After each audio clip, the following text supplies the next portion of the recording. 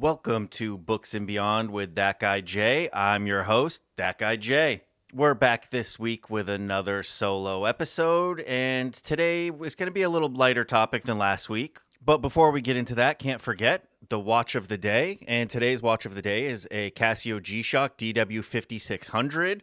And my current read is an audiobook, and it is Flowers for Algernon.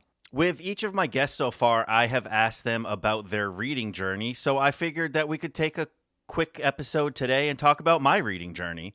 I know a lot of people on Book Talk are lifelong readers, and I am not one of them. I very reluctantly became a reader in my adult life. So I figured we could just go through how I went from refusing to read through all of high school to now reading probably around 100 books this year. As a child and up until about middle school, I remember reading, but it was never my favorite thing. When I got to high school, specifically summer reading, I just got real stubborn and I shut down and I absolutely refused to do it. I didn't see the need for reading. I didn't see reading as important. I didn't think it would be something I ever did. I drove my mother crazy every summer because I would refuse to do the summer reading up until the very last night, where I would be rushing to skim through books and complete projects for the first day of school. I somehow always managed to get the projects done and pass with usually somewhere around a B, so I felt that there was no need to really do the reading. A B was good enough for me. I didn't really care. When it came to the assigned reading books in high school, I used Cliff Notes and Spark Notes a lot. I relied on them heavily. I got pretty good at skimming, and I would kind of just do the bare minimum to get through the class and get through the tests and projects. I remember my senior year of high school, I was such a pain in the ass with my English teacher, and I told him that I would never read in adult life and that I didn't have to worry about it. And once I was done with college, I would be done with reading. I was such a pain that when I ran into him in my 20s, I mentioned this in my episode with Annie Wilkes a couple episodes ago, but I ran into him in the summer in my hometown, and I actually took a minute to go over and apologize because I know that I was a pain in the ass, and I know that I was incredibly stubborn. And by that time, I had become a very avid reader.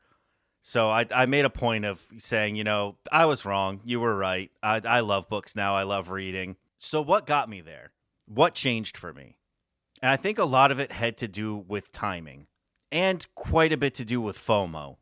When I was 20 years old, I actually decided over Christmas break of my sophomore year that I was not going to continue college and I was instead going to join the military. I decided to join the Navy, and I was given a fantastic career choice of air traffic controller, which was something that I was very interested in as I was going to aviation college at the time.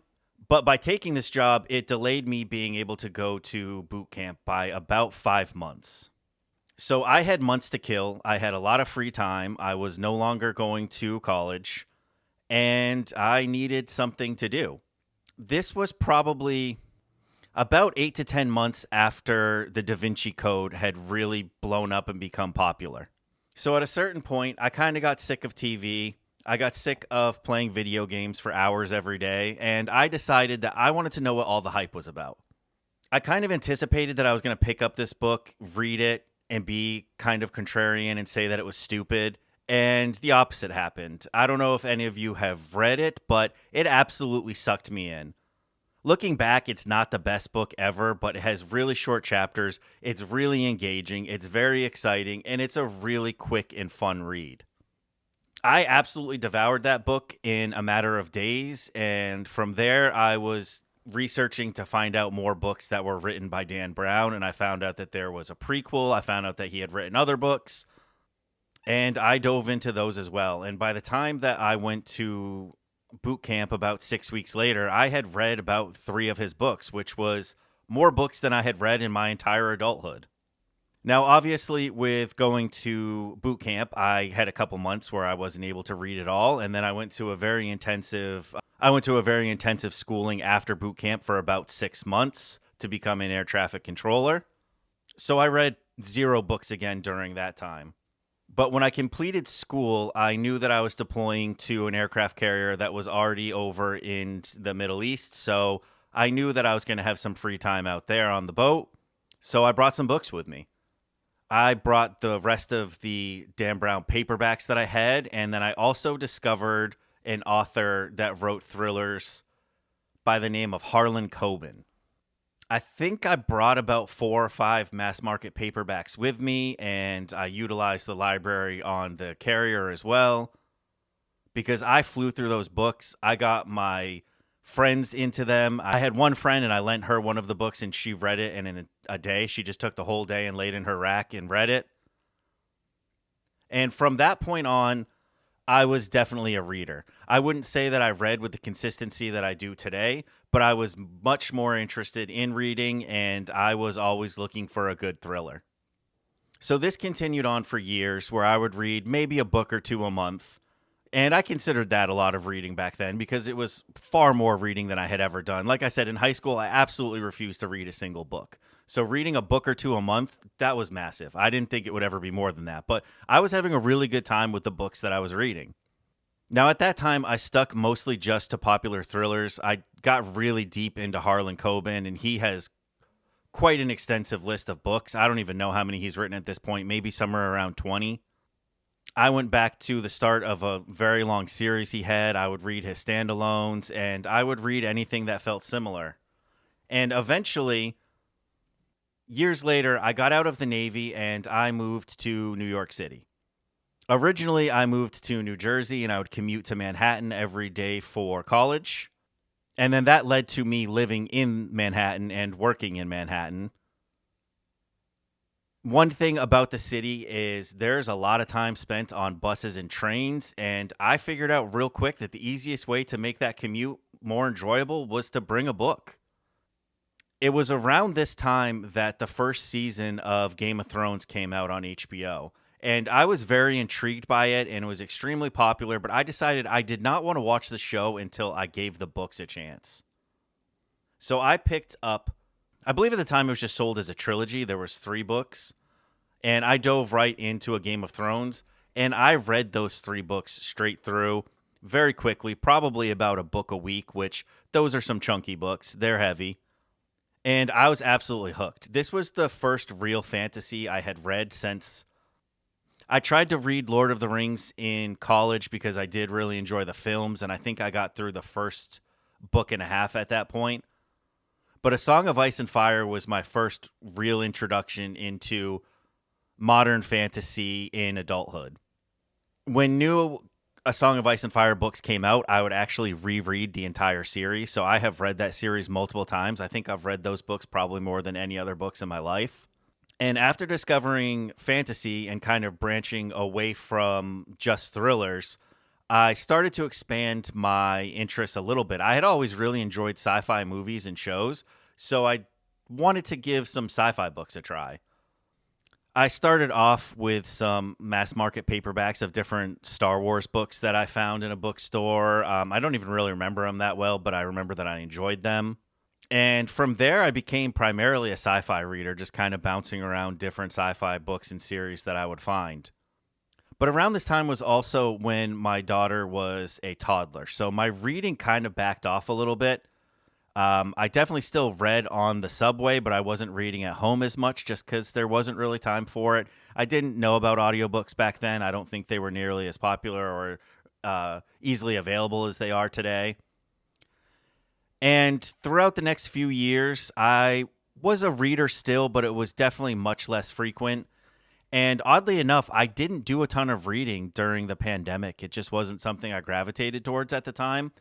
I would say that I got heavy back into reading in 2022 when I discovered Book Talk. And Book Talk completely changed reading for me. Book Talk changed my reading habits. It changed the genres that I read. It completely blew up my TBR and made it the massive list that it is today. And I could not be more grateful for TikTok than I am, just for showing me all of these amazing authors and books that I never would have known about. I found Book Talk, I believe, in July of 2022. And from July until the end of that year, I think I read 35 or 40 books. I'd have to go back and check my Goodreads, but it was a fantastic reading year. And I've read some great books and I started some amazing series. In 2023, I set a goal of 52 books. I thought that reading a book a week would be a really cool accomplishment. And I was able to surpass that. And I think I read 80 in 2023. It was a great reading year. And then I would have to say that this year in 2024, in about April, I started posting content to Book Talk for the first time. And that completely changed reading even more for me. I have read more genres in the last 6 months than I think I have read in my entire adult life. I never thought that I would be a romance reader. I never thought that I would be a consumer of the spicy books, if you will. And I have had so much fun doing group reads and buddy reads. And they're not my favorite books ever. It's not my preferred genre, but I've had a great time expanding my little bubble that started with just thrillers and just keeps growing into all genres. And I say now that I will read anything, and I truly mean it. I will try any genre. Proof of that is a few weeks ago, I read an Amish romance. Did not have a great time, would not recommend, but I'm happy I did it.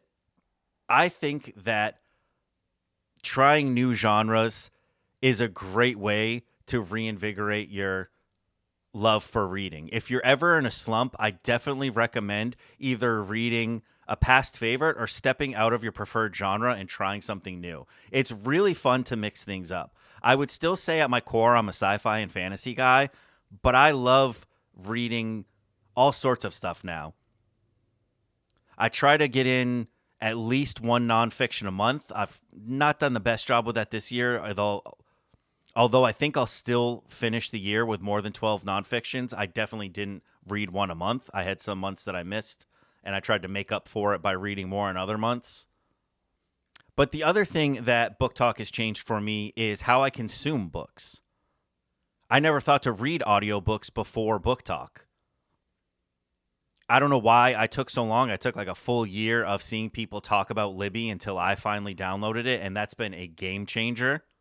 I now love having the ability to have an audiobook on while I'm cooking in the kitchen, driving in the car, doing chores around the house, whatever it may be. But my true love has become immersive reading.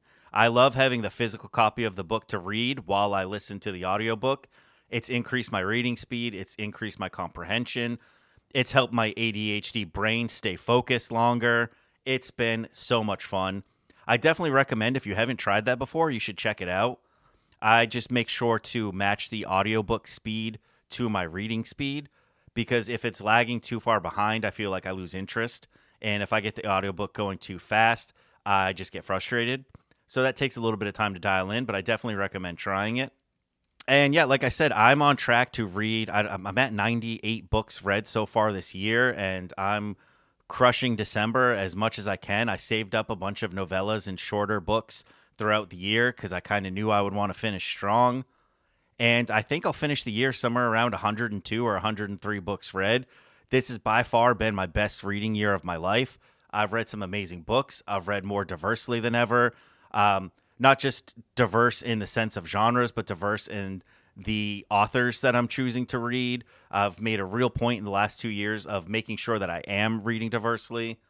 I think that's another great piece of advice that I've picked up from Book Talk. There are so many amazing authors out there that may not get the push in traditional publishing because they don't fit the standard white male author stereotype. And it's been really fun getting to read fantasy written from a point other than medieval Europe. Some amazing Asian-inspired fantasies.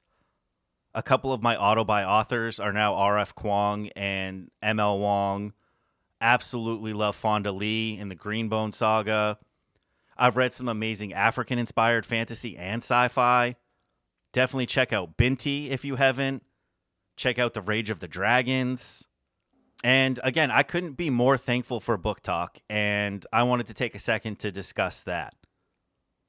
I know everyone is super nervous that TikTok is going to be banned January 19th. People are starting to make backup accounts on other platforms. I've done that as well. I've made a Bookstagram. I've started this podcast, so I'm going to be on YouTube here. I'm going to be on Bookstagram. I'll have a link to that as well. But I just wanted to say, I don't think TikTok is going anywhere. Not yet, at least. I don't have any insider information. This is just based on doing a lot of reading about what's going on and trying to figure things out. I know for a fact that it's not just going to disappear on January 19th like some people are worried about. Worst case scenario, we still have several months, if not half a year, left with this app. So I don't think we have to rush to leave the platform. I think we can stay put for now and continue to grow this amazing community. And I am very hopeful that there will be some solution to this and that TikTok is just not going to get taken away.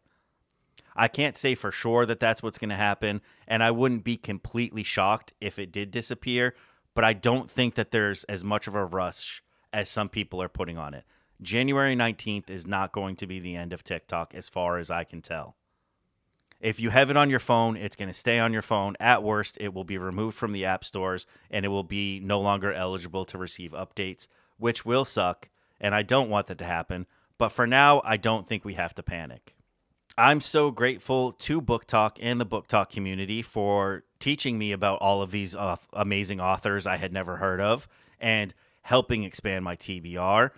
I'm so grateful for all the support amongst the community. I'm so happy to see all of the kindness that everybody shows towards each other. Book Talk is an amazing place, and I'm happy to be part of it. I'm also extremely, extremely grateful to have been wrong in high school. I'm so happy that I eventually got to tell Mr. Norton that I was wrong. Reading is awesome. I wish I had started sooner. I totally flubbed up high school by not looking into books. I can't read any books with the same nostalgia that a lot of people can because I was too stubborn to try them. So don't be like me. I'm actively working on trying to turn my teenage daughter into a reader. She's a little bit too much like her dad in that sense. She's just like I was in high school, and it's terrible. And so I'm sorry, Mom. I'm sorry that I put you through such hell with the reading. I'm sorry that I would never do my summer reading until the last minute. Yeah, I'm a parent now, and I'm getting to live what you lived through, and I'm sorry. But anyways, that's a little bit about my reading journey. That's how I went from 0 books a year for many years to every year reading more than the previous year and making it all the way up to 100 books, which is crazy, I know. But I do have a lot of time, and this is my main hobby, so that's what I choose to focus on. I don't know how many books I'm going to read next year. I think I'm going to set a goal of 52 books again because I know I can easily achieve it. It's still a very cool number to read a book a week. But with that being said, this is going to be the last podcast episode before the holidays.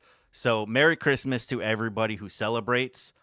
And I think there'll still be an episode next Friday. So I should see you again before the New Year's. But if not, Happy New Year as well. And I plan to hit January hard with the podcast stuff. I'm lining up more guests to have on. I've got a few people that I've been talking to, and I can't wait to get them on here and share their story with you, share their writing experiences, share their book talk experiences. But anyways, that's all for this week. Thanks for tuning in to Books and Beyond with That Guy Jay, and I will see you next Friday.